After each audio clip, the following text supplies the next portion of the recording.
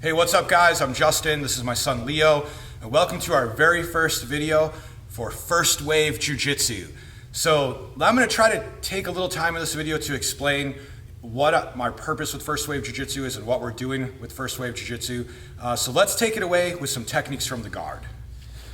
So I started learning Brazilian Jiu-Jitsu in the 1990s, and actually started Jiu-Jitsu, Japanese Jiu-Jitsu, even prior to learning Brazilian Jiu-Jitsu.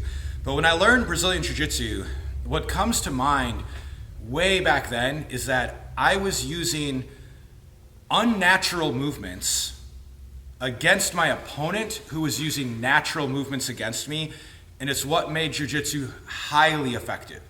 And what I mean by that is, say you find yourself on your back. So my son Leo, he's on his back right now. You find yourself on your back and someone's on top of you. They're throwing punches, they're doing different things, and Jiu-Jitsu teaches you the fundamentals of what to do when someone's doing these things. So for example, if I ended up on top of Leo and I try to choke him this way or reach for the back of his head, we learn how to do the double arm bar. Go ahead and do the double arm bar, buddy. Okay, good. That's a mean one if you guys don't know it. It's hard to tap on that. You usually got a snap tap on the double arm bars. You got somebody inside your guard like this, they took you down, you know, you're on your back and they punch you and you catch the punch. You might be able to do a regular arm bar off of that, or maybe they were just grabbing you and, you know, a basic arm bars. Since UFC 1 in 1992, I remember it was 92 or 93, you saw the basic arm bar come on the scene.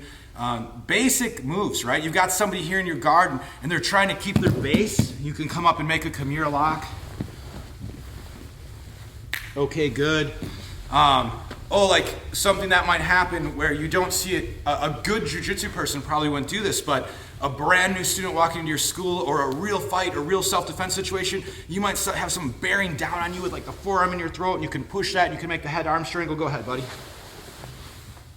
I fought a guy one time, a real fight, where I showed up to teach a martial arts seminar. And after the seminar, it was a fun seminar, everyone had a great time, and this was like 1997 or 1998. And afterwards the guy was like, well, hey, since you're a jiu-jitsu guy and all you jiu-jitsu guys like to fight, let's fight and see if your jiu-jitsu works. And I'm like, you want to like fight for real? And he was like, yeah, let's fight for real. So he got all the students together, and I was like scared to death. He was way bigger than me, and he lifted me up in the air and he slammed me on the ground.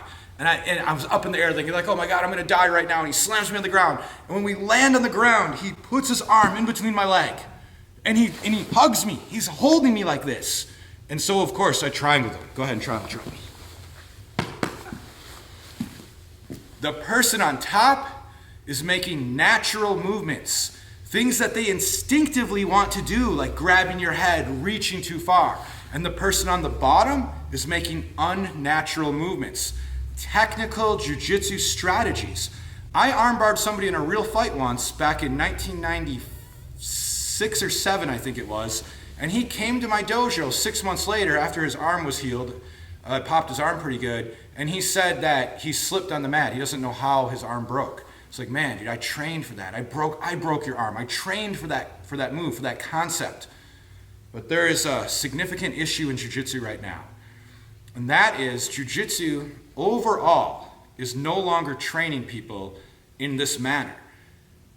Jiu-jitsu may look like this now. So now I'm here. We're inside the closed guard. So go ahead and lock your legs, Leo. Closed guard. So now I've learned that I can't stay here and, you know, offer my arms to him. So I move back, open the legs, start to work the guard pass. So he's learned now I have to make an open guard.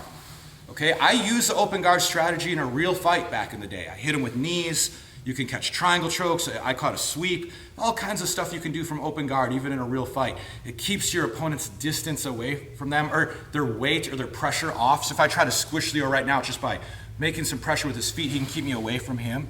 See, so it's a good position, it's a functional position. But now I learned something. I said, well, man, 7 or 8 years have gone by, I'm getting my butt kicked in the open guard. I learned I have to hug the legs, I have to bring my knee up.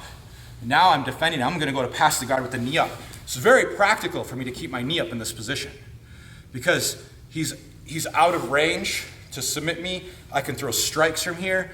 So now he has known, this is the evolution of jiu-jitsu. He has learned, I can now put my foot in, make the De La Riva guard. I want to let you guys know that I trained with De La Riva personally, so I worked with him one-on-one with Ricardo De La Riva on this position. From this position, he could throw me, he could off-balance me, but I say, man, I have to learn to defend this position. So I start to work, oh, how am I going to learn to defend the De La Riva hook? And now my son goes, oh, this guy just defended the De La Riva hook. I need to make a new position. So now he brings his leg around. He can wrap me up here. He can take this hand and reach into my collar. He can pull me forward. Make the sweep. Okay, now let's talk about this.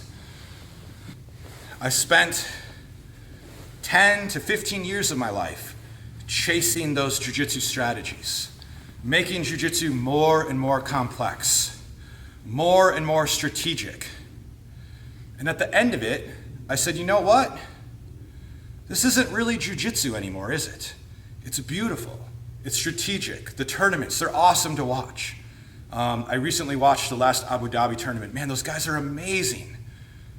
But the average person coming into a jiu-jitsu academy needs to learn self-defense, the root of jiu-jitsu.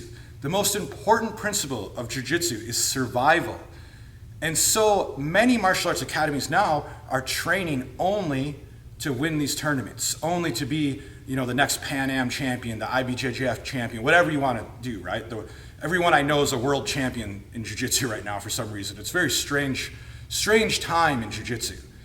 And while I love jiu-jitsu as a whole, Brazilian jiu-jitsu as a whole, and I do love the tournament aspect, we have some tournaments coming up right now that I'm taking a group of guys to, jiu-jitsu no longer makes sense because now jiu-jitsu only works against other people that do jiu-jitsu because we've gotten so far into the evolution process of Brazilian jiu-jitsu that we're no longer learning how to defeat a regular person, learning how to close the distance against strikes. What's going to happen if you're on your back and someone's punching you? Nowadays, you can become a black belt in Brazilian jiu-jitsu and maybe you don't even know how to fight. Maybe you only know how to do deep half guard and donkey guard and make your 2 points, right? And so with First Wave Jiu-Jitsu, what I'm trying to do is I'm trying to go back to that first wave of Jiu-Jitsu in the 90s, when Jiu-Jitsu was as real as it ever was. And that's what I'm trying to offer people. And there is an evolution in the self-defense techniques of Jiu-Jitsu as well. There's a way that we can make them a lot more practical, and we've learned a lot in these last how many years of doing Jiu-Jitsu, but we've taken this evolution of tournament strategy almost too far to where Jiu-Jitsu just isn't really working anymore. And so that's what I'm hoping to address in First Wave Jiu-Jitsu.